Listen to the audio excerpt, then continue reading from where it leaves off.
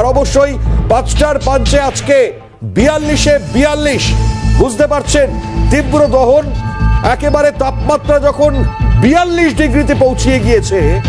আর আজকের দিনে দাঁড়িয়ে আমরা জানি 42-এ যে 42টি আসনের লড়াই, এবং সেই লড়াইয়ে যখন প্রত্যেকেই চাইছেন যে 42টি আসন আমরাই জিতবো, সেটা তৃণমূল হোক, বিজেপি হোক বা বিরোধীরা যে কেউ হতে পারেন, আজকে দাঁড়িয়ে সেই জায়গায় যখন এই যুযুধান প্রতিপক্ষরা মিলে একের পর এক এই লড়াই চালিয়ে যাচ্ছেন, তখন একমাত্র 4ঠা জুনের আগে এই 42টি আসনের মধ্যে লড়াই হলেও 42-এর তাপমাত্রা কিন্তু ছুঁয়ে ফেলেছে।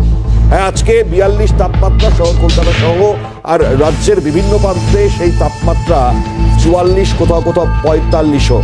আজকে যখন এই অবস্থা, তখন বঙ্গের রাজনীতি উত্তপ্ত থাকবার পরেও একেবারে তাপমাত্রার পারদ উত্তপ্ত, সেই খবরের দিকে একটু দৃষ্টি আকর্ষণ করে আপনাদেরকে। এবং এই মুহূর্তে দাঁড়িয়ে আজকের যে তাপমাত্রা তা যখন সর্বোচ্চ 42 ডিগ্রি সেলসিয়াস, সেখানে এই মাস গরমে তো পড়ছেই, এবং তারপর পরিস্থিতি কোন জায়গায় যাবে তার দিকে তো নজর থাকবে। রেড অ্যালার্ট ইতিমধ্যেই জারি রয়েছে। চলুন আমাদের প্রতিনিধি বিদেশ আমাদের সঙ্গে এই মুহূর্তে রয়েছেন, আমি সরাসরি বিদেশের কাছে চলে যাব। ঝাড়গ্রাম থেকে বিদেশ এই মুহূর্তে রয়েছে। বিদেশ, দেখতেই পাচ্ছি বনাঞ্চল যেখানে দাঁড়িয়ে তুমি রয়েছো, প্রচুর সবুজ।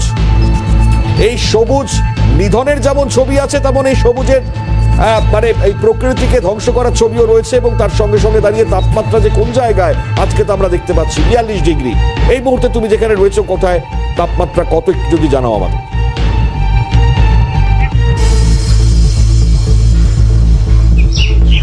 একেবারে মনিময়, প্রথমত বলবো যে ঝাড়গ্রামের একেবারে চিত্রটা ভিন্ন দেখা যাচ্ছে, কারণ ঝাড়গ্রামের এই মুহূর্তে তাপমাত্রা গিয়ে দাঁড়িয়েছে প্রায় 44। কিন্তু সেই জায়গাতে দাঁড়িয়ে এই গরমে, তীব্র গরমে মানুষ হাঁসফাঁস করছে। 10টার পর কিন্তু বাড়ির বাইরে বেরোচ্ছে না, খুব জরুরি কাজ না থাকলে বাড়ির বাইরে কেউ বেরোচ্ছে না।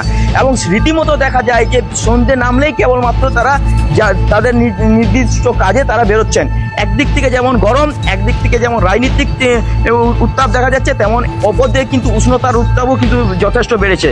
ঝাড়গ্রামে আজকের যে উষ্ণতা, সেই উষ্ণতার পারদ এতটাই ঊর্ধ্বমুখী হয়েছে যে বেশ কিছু জনকে আজকে ঝাড়গ্রাম হাসপাতালে নিয়ে যাওয়া হয়েছিল, ডিহাইড্রেশনের কারণে অসুস্থ বোধ করেছিলেন, এমনটাই জানা যাচ্ছে। কিন্তু অপরদিকে যেভাবে জঙ্গল পরিষ্কার হয়ে যাচ্ছে, জঙ্গলে আগুন লাগানো হচ্ছে, সেক্ষেত্রে কিন্তু জঙ্গলের থেকে লোকাল হয়ে ঢুকছে হাতির দল। সেক্ষেত্রে মানুষ কিছুটা আতঙ্কিত হচ্ছে। যেভাবে গরম, সেই গরমের জ্বালায় হাতির যে সমস্ত খাবার প্রয়োজন, সেই সমস্ত খাবার লোকালয়ে ছুটে আসে খাবারের সন্ধানে। কারণ জঙ্গল বনাঞ্চল অঞ্চল পুরোপুরিভাবে ফাঁকা, আজ ধ্বংসাবশেষের মুখেই পড়েছে, এমনটাই বলছেন এখানকার সাধারণ মানুষ। আর এই গরম কবে রেহাই ফিরবে, কবে এই ঝাড়গ্রাম জেলায় একটু বৃষ্টি হবে, তার জন্য কিন্তু তাকিয়ে থাকতে হচ্ছে চাতক পাখির মতো সাধারণ মানুষকে আকাশের দিকে।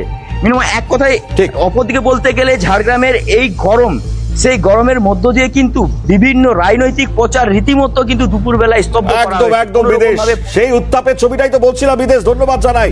চলুন, এই হচ্ছে এই মুহূর্তের পরিস্থিতি। বুঝতেই পাচ্ছেন তীব্র দহন, আর বলছিলাম 42-এ 42, সেই যে উত্তপ্ত রাজনৈতিক পরিস্থিতি, আর তার মধ্যে দাঁড়িয়ে আজকের দিনে এই যে 42-এ রাজনৈতিক গত যে যুযুধান প্রতিপক্ষরা একে অপরের সঙ্গে টেক্কা দেওয়ার লড়াই করছেন, কিন্তু লড়াইটা একেবারে চালিয়ে যাচ্ছে আজকের দিনে আবহাওয়াও।